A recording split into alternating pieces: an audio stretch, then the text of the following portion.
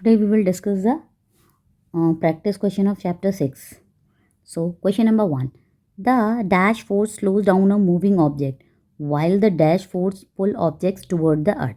देखिए ऐसा कौन सा फोर्स है जो मूविंग ऑब्जेक्ट्स को स्लो कर देता है और ऐसा कौन सा फोर्स है जो कि ऑब्जेक्ट्स को अपनी तरफ अर्थ की तरफ पुल करता है.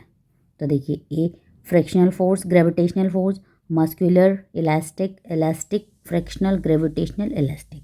तो देखिए तो इसमें क्या होगा, the frictional force slows down a moving object while the gravitational force pull objects toward the earth.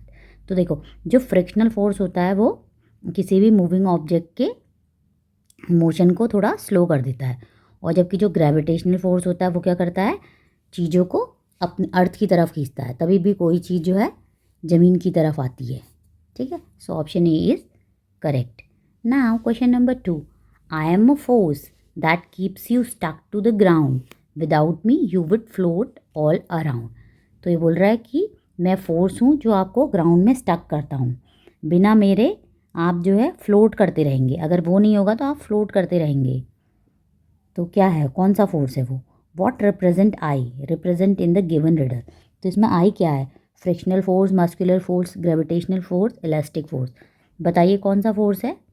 So I is a gravitational force.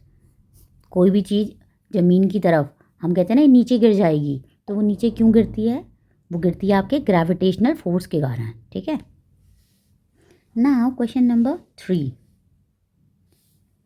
Identify P and Q and choose the correct option. P. Form of energy used by plants to prepare food. देखिए ऐसी कौन सी energy जिससे कि plants जो है अपना food prepare करते हैं. Q. Energy that comes from moving water. ऐसी एनर्जी जो मूविंग वाटर से आती है. तो देखिए P क्या है, सोलर एनर्जी है, केमिकल एनर्जी है, विंड एनर्जी है, हाइड्रो एनर्जी है. तो जो प्लांट्स हैं वो किससे अपना खाना बनाते हैं, प्लांट्स बनाते हैं, प्लांट यूजेस सोलर एनर्जी. क्या यूज़ करते हैं, सोलर एनर्जी. ठीक है. और जिससे energy that comes from a moving water, जो पानी से जो एनर्जी बनती है उसको क्या कहते हैं, उसको कहते हैं हम हाइड्रो एनर्जी. ठीक है, उसको क्या कहते हैं, हाइड्रो एनर्जी. देखा आपने कभी कुछ कहीं बिजली प्रोड्यूस होती है पानी से, है ना. Now question number 4. Read the given conversation between 6 friends, who among them has a given correct statement. देखिए 4 फ्रेंड्स के बीच में कॉन्वर्सेशन हो रहा है, तो उसमें से हमें करेक्ट स्टेटमेंट को चूज़ करना है कि किसने करेक्ट स्टेटमेंट बोला है. नंबर 1, राज क्या बोल रहा है, friction slows down the moving objects. ये बोल रहा है कि फ्रिक्शन जो है मूविंग ऑब्जेक्ट्स को स्लो डाउन करता है. तो क्या ये सही है, गलत है? तो ये क्या है, करेक्ट है. Maya, gravitational force is a contact force. Maya बोल रही है कि ग्रेविटेशनल फोर्स जो है कॉन्टैक्ट फोर्स है. नो, ग्रेविटेशनल फोर्स जो है कॉन्टैक्ट फोर्स नहीं है. ठीक है, ये कॉन्टैक्ट फोर्स नहीं है, तो ये रॉन्ग है. थर्ड, अली क्या बोल रहा है, a lever can only move objects in one direction. ये बोल रहा है कि जो लीवर होता है वो ऑब्जेक्ट्स को एक ही डायरेक्शन में मूव करता है. नो, तो ये गलत है. जो लीवर है वो मल्टीपल डायरेक्शन में ऑब्जेक्ट्स को मूव कर सकता है. ठीक है. पुली, अब नीता क्या कह रही है, pulley is use to lift heavy loads easily. ये बोल रहे हैं कि पुली जो होता है वो हैवी लोड को ईजीली लिफ्ट कर देता है, जिससे ना भारी सामान जैसे वो होते हैं बुलडोज़र वगैरह होते हैं ना, आजकल आपने देखा होगा रोड्स बन रही होंगी तो बुलडोज़र आ रहे हैं, तो वो इतनी हैवी सी मिट्टी को ऊपर खींच लेते हैं, तो उसको क्या कहते हैं, पुली. तो ये करेक्ट है. और नेक्स्ट आर्या क्या कह रही है, a wedge is use to join objects. ये कह रही है वेज जो है वो ऑब्जेक्ट्स को जॉइन करने के काम आता है. तो नो, वेज ऑब्जेक्ट्स को जॉइन करने के काम नहीं आता है. तो वेज किसके काम आता है, a wedge is used for, देखो आप उस ऑब्जेक्ट्स को स्प्लिट करना हो, कट करना हो या होल्ड करना हो ऑब्जेक्ट्स को, तो वेज काम आता है. ओके. नेक्स्ट रवि कह रहा है, तो ये रॉन्ग है. ठीक है. नेक्स्ट रवि कह रहा है elastic force helps objects regain their shape. तो देखो इलास्टिक फोर्स जो होता है वो ऑब्जेक्ट्स को उनकी शेप में वापस ले आता है। देखिए किसी चीज़ में भी इलास्टिक होता है तो आप उसको खींचते हैं लेकिन फिर अब जब आप छोड़ते हैं तो वो उसकी शेप में वापस आ जाता है, तो ये भी करेक्ट है। तो किस किस के स्टेटमेंट करेक्ट है? राज का स्टेटमेंट करेक्ट है, नीता का स्टेटमेंट करेक्ट है और रवि का स्टेटमेंट करेक्ट है। तो राज, नीता और रवि, राज, नीता और Ravi. So option C is correct. Now question number 5, match column with column 2 and select the correct option. हमको कॉलम 1 से कॉलम 2 को मैच करना है, करेक्ट ऑप्शन बताना है। तो देखिए इसमें दिया pulley, incline plane, screw, wedge. इसके ऑप्शंस में दिए sliding rod, groove of a wheel, 2 incline planes, spiral groove. ठीक है, तो देखिए पुली क्या करता है, देखिए पुली का क्या होगा करेक्ट ऑप्शन? पुली का होगा ग्रूव ऑफ अ व्हील। तो देखिए पुली क्या करता है, पुली जो होती है एक सिंपल मशीन होती है जिसमें क्या होता है, रोप होती है या कोई केबल होगी जो कि व्हील के अराउंड होगी और वो जो ग्रूव ऑफ अ व्हील होगा वो होल्ड करेगा आपके रोप या केबल को। ठीक है, देखिए पुली वो खींचने के लिए एक रोप सी होती है ना, आपने देखा है कि उसमें लगा होता है एक कोई व्हील सा और उसको फिर रोप से वो खींचते हैं, तो उसको क्या कहते हैं, ग्रूव ऑफ ए व्हील। तो पुली का क्या हो गया, groove of a wheel. Next है इंक्लाइन प्लेन। देखिए इंक्लाइन प्लेन का क्या होगा, देखिए इंक्लाइन मतलब झुका हुआ जो प्लेन होता है। तो देखिए जो इंक्लाइन प्लेन होता है वो एक सिंपल सी मशीन होती है जिसमें कि होता है आपका जो कंसिस्ट होती है फ्लैट और स्लोप्ड सरफेस होती है। ठीक है, उसमें एक फ्लैट और स्लोप्ड सरफेस होती है जिसको क्या कहते हैं, स्लाइडिंग रोड कहते हैं। इंक्लाइन से मतलब झुका हुआ है तो आप एक कॉमन वो समझिए, तो उसको क्या कहते हैं, स्लाइडिंग रोड। नेक्स्ट सी है स्क्रू। तो देखिए स्क्रू जो होता है जो इंक्लाइन प्लेन होता है उसमें एक सिलेंडर को रैप करे हुए होता है। ठीक है, तो उसको क्या कहते हैं, उसको कहते हैं स्पाइरल ग्रूव। तो स्क्रू का होगा आपका स्पाइरल ग्रूव आंसर। ठीक है, नेक्स्ट है वेज। तो वेज का तो अब एक ही बचा है तो ऑब्वियसली वो होगा 2 इंक्लाइंड प्लेन्स। तो इसमें क्या होता है, 2 इंक्लाइंड प्लेन, वेज में जो होता है 2 इंक्लाइंड प्लेन्स जो होते हैं एक दूसरे से जॉइन रहते हैं। ठीक है, तो देखिए पुली का होगा 2, पुली का है ग्रूव ऑफ ए व्हील तो ए का 2, सो ए का 2, बी का 1, देखिए इंक्लाइन प्लेन का स्लाइडिंग रोड, सी का 4, डी का 3। So option B is correct. Classify the following objects into the correct categories based on their type of simple machines and choose the correct option। तो देखिए इसमें हमें correct category से उससे related जो भी मशीन्स हैं उसमें बताना है। देखिए ये लीवर के ऑप्शन है, वेजेस, तो लीवर में कौन कौन आएंगे और वेजेस में कौन कौन आएंगे। तो देखिए ये किस में आएगा, ये आएगा आपके लीवर में, और ये सीज़र भी आपके लीवर में आएगी। ठीक है, और नाइफ आएगा आपका वेज में, जो शार्प चीज़ें हैं वो आपके वेज में आएंगी। ठीक है, आप सिंपल सिंपल ये समझिए कि इसमें देखिए क्योंकि लीवर में जो होता है हम चीज़ों को लिफ्ट करते हैं या कट करते हैं या ऑब्जेक्ट्स को मूव करते हैं। तो देखिए हथौड़े से हम ऐसे हैमर हुआ मारते हैं। ठीक है, इससे और इससे भी आप, इससे आप चीज़ों को कट करते हैं। ठीक है, और इससे आप प्रेस करते हैं। ठीक है, तो ये लीवर हो गए, 1, 2 और 5 आर लीवर। और वेज में क्या करते हैं आप, वेज में जो शार्प जिसकी एजेस होती हैं वो कटिंग के काम आती हैं या स्प्लिटिंग के काम आती हैं, जैसे नाइफ हो गया, एक्स हो गया। ठीक है, देखिए ये नाइफ है, ये एक्स हो गई और ये फोक हो गया। ठीक है, तो 3, 4 और 6 जो हैं आपके वेजेस हैं। तो 1, 2 and 5। So option A is correct. Now question number 7. A box is pushed but does not move. Which of the following statement is correct? देखिए एक बॉक्स को आपने पुश किया लेकिन वो मूव नहीं हो पाया, एक बॉक्स को आपने पुश किया बट वो मूव नहीं हो पाया, तो क्या होगा? उसका करेक्ट ऑप्शन बताना है। Work is done because force is applied, तो ये बोल रहा है कि वर्क हुआ क्योंकि फोर्स हमने अप्लाई किया। ये बोल रहा है work is not done because the box does not move, तो बोल रहा है काम नहीं हुआ क्योंकि बॉक्स मूव नहीं हुआ। या सी कह रहे हैं work is done only if the force is large enough, ये बोल रहा है कि काम तभी होता जबकि फोर्स ज़्यादा होता। या D work is always done when the force is applied regardless of movement, ये कह रहा है कि वर्क हमेशा होगा जब हम फोर्स अप्लाई करेंगे चाहे मूवमेंट हो या ना हो। तो देखिए इसका करेक्ट ऑप्शन क्या है, B. Work is not done because the box does not move, देखिए काम नहीं हुआ क्योंकि बॉक्स जो है हमारा मूव नहीं हुआ। तो देखिए ये अब आगे भी था जो हमने एक्सप्लेनेशन पढ़ा था कि अगर काम नहीं होगा तो इसका मतलब कोई मूवमेंट भी नहीं हुई है। तो work requires both force and movement in the direction of force, देखिए अगर आप कोई फोर्स लगा रहे हैं तो फोर्स भी लगेगा, उसमें मूवमेंट भी होगी जिस डायरेक्शन में आप फोर्स लगा रहे हैं। ठीक है, so option B is correct.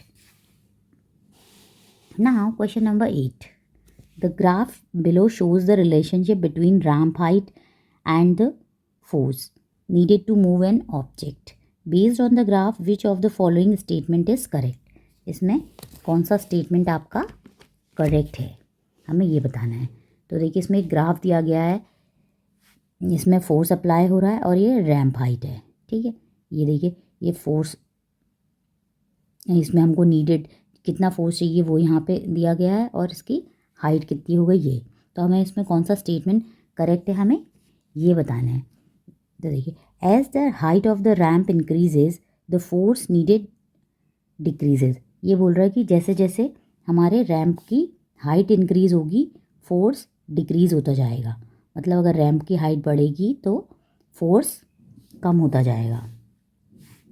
ठीक है, नेक्स्ट कह रहा है B, as the height of the ramp increases the force needed increases, तो बोल रहा है जैसे जैसे रैम्प की हाइट इंक्रीज होगी फोर्स भी इंक्रीज होना चाहिए। ठीक है, नेक्स्ट सी कह रहा है as the height of the ramp increases the force need remains the same, तो बोल रहा है जैसे रैम्प की हाइट इंक्रीज होगी फोर्स सेम रहना चाहिए। और इसमें बोल रहा है as the height of the ramp increases the force needed half, तो बोल रहा है जैसे कि रैम्प की हाइट इंक्रीज होगी फोर्स को हाफ हो जाना चाहिए।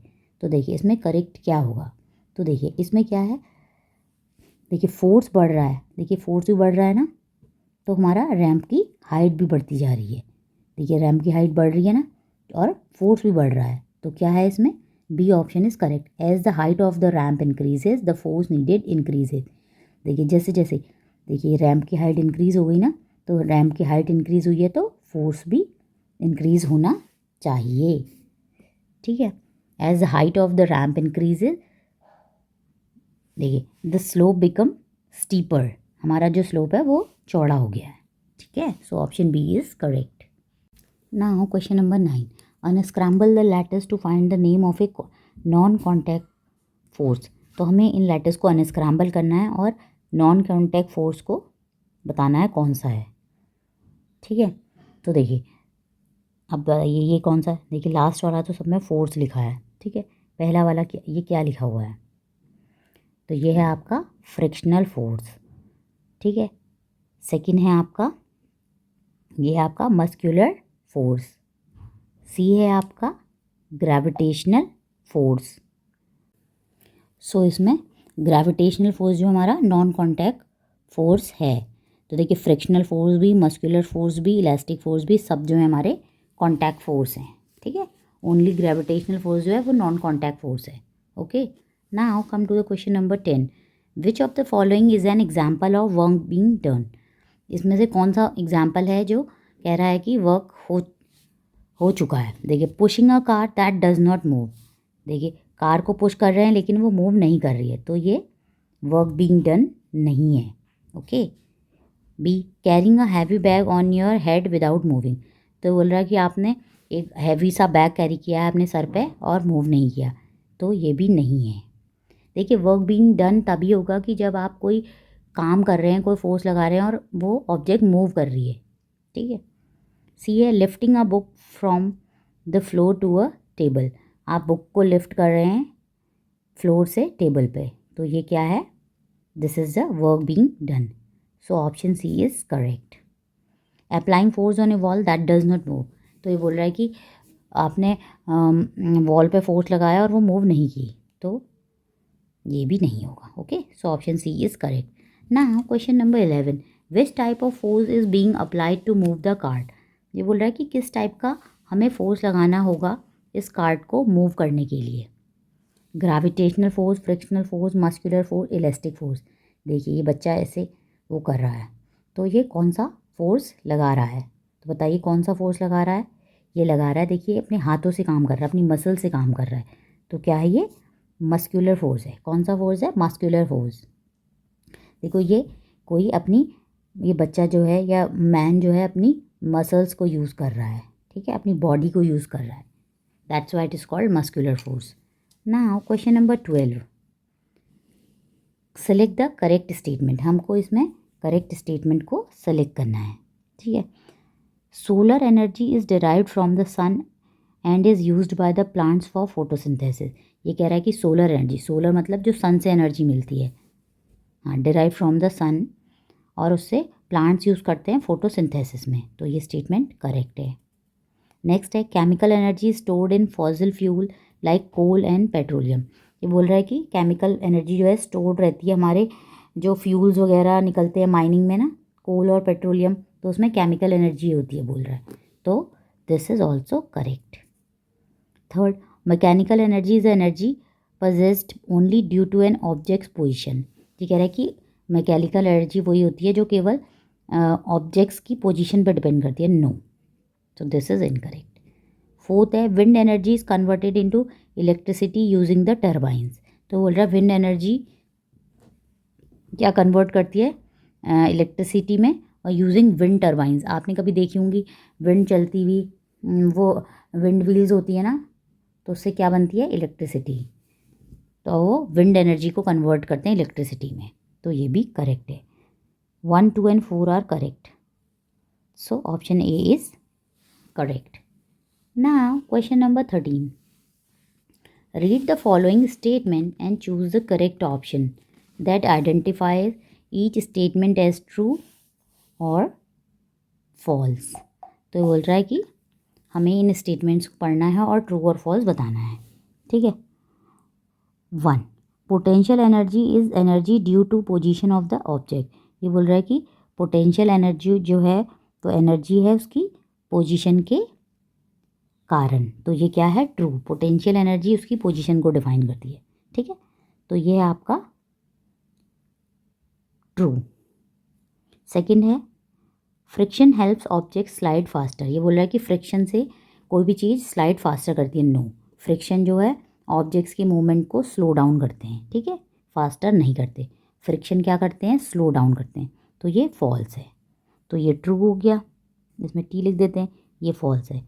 थर्ड देखिए, electrical energy can be converted to light and sound energy. Electrical energy जो है लाइट और साउंड में कन्वर्ट हो सकती है. यस, ये भी ट्रू है, इसमें भी ट्रू लिख देते हैं. नेक्स्ट है geothermal energy is an non renewable source of energy. ये बोल रहा है कि जियो थर्मल जो एनर्जी है वो नॉन रिन्यूएबल है, ठीक है. तो जियो थर्मल एनर्जी जो है रिन्यूएबल एनर्जी है, ठीक है. Geothermal energy is a renewable energy. तो ये स्टेटमेंट फॉल्स है. तो हो गया true false true false, true true true false true false. So option B is correct. Question number 14. Refer to the given Venn diagram and identify X. हमें X बताना है क्या है. तो देखिए एक्स क्या है? कॉन्टैक्ट फोर्स भी है, और एक्स क्या है? Force that oppose motion. तो देखिए कॉन्टैक्ट फोर्स क्या है? Frictional force, elastic force, gravitational force, muscular force. तो देखिए कॉन्टैक्ट फोर्स तो सभी हैं, फ्रिक्शनल फोर्स भी कॉन्टैक्ट फोर्स है, इलास्टिक फोर्स भी, मस्कुलर फोर्स भी, ठीक है. अब हमें ऐसा फोर्स देखना है जो कि फोर्स दैट ऑपोज मोशन, जो मोशन को अपोज करता है, मतलब मोशन के विपरीत भी होता है. तो वो कौन सा होता है? वो होता है फ्रिक्शनल फोर्स. देखिए जब आप चलते हैं तो आपकी स्पीड को स्लो डाउन करता है, आपकी स्पीड जो है स्लो डाउन, अदरवाइज़ आप स्लाइड कर जाएंगे, ठीक है. तो उसमें वो आपके मोशन फोर्स को अपोज भी करता है, तो उसको क्या कहते हैं? फ्रिक्शनल फोर्स, ठीक है. Now question number 15. Why does a toy car stop moving after being pushed on A rough surface. जो टॉय कार है आप उस पर धक्का देते हैं रफ सरफेस में तो वो स्टॉप हो जाती है। या कहीं रफ सरफेस होती है ना तो आपकी गाड़ी अच्छे से नहीं चलती ना, तो वो क्यों नहीं चलती, उसका रीज़न बताना है। देखिए gravitational force acts on the toy car, gravitational force लगता है उसमें। Frictional force opposes its motion, frictional force उसके मोशन को अपोज करता है। या elastic force slow it down, no force acts on the toy car. अब आप ये बताइए कि इसमें कौन सा फोर्स लगता है। मैं आपको बहुत बार बता दिया, ग्रेविटेशनल फोर्स तो नहीं लगेगा इसमें क्योंकि वो आप रफ सरफेस में चला रहे हैं, जो कोई ऊपर से नीचे चीज़ गिरती है। और ग्रेविटेशनल फोर्स तो हर चीज़ में होता है, तो क्या होगा, फ्रिक्शनल फोर्स आपके मोशन को अपोज करेगा, गाड़ी के मोशन को। Okay, now question number 16। Given below are figures of 4 types of forces, match the image with their corresponding description and choose the correct option. हमको उसमें करेक्ट इमेजेस के option में हमको बताना है कि कौन क्या करेक्ट है।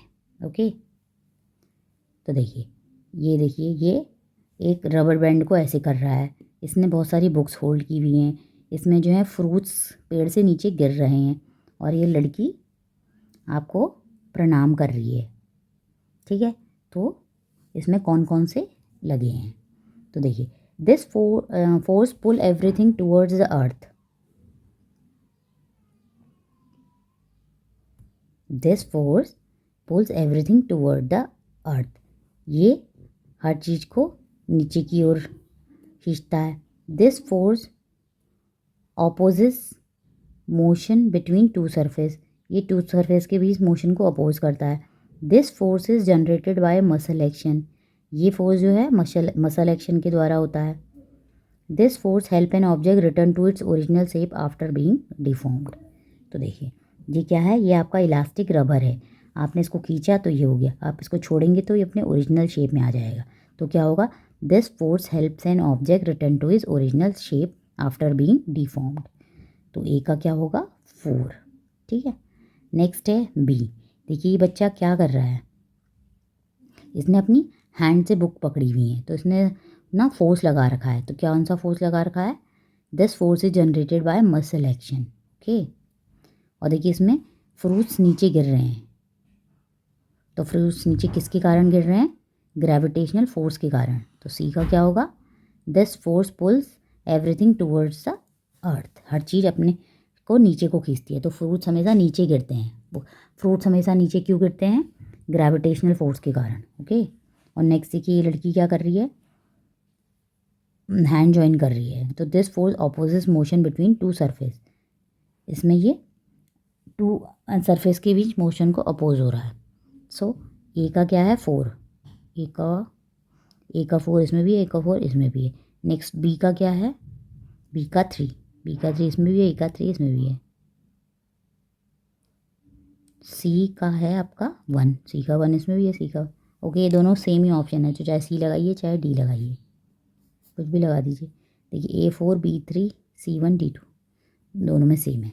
Okay, now question number 17। Refer to the given Venn diagram and identify X. इसमें हमको इस वेन डायग्राम को रेफर करना है और एक्स बताना है कि क्या होगा।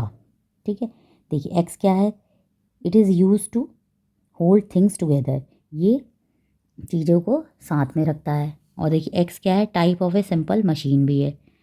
एक्स क्या है, एक सिंपल मशीन भी है, मीन्स एक मशीन है। अब देखिए वाई में ये सर्कल भी है, तो ये एक सिंपल मशीन भी है। और ये क्या है, it is a circular objects attach to rod and its use to move objects. तो ये एक सर्कुलर मतलब गोल सी एक ऑब्जेक्ट है जो कि अटैच रहती है एक रॉड से, जिससे कि ऑब्जेक्ट्स हमारे मूव होते हैं।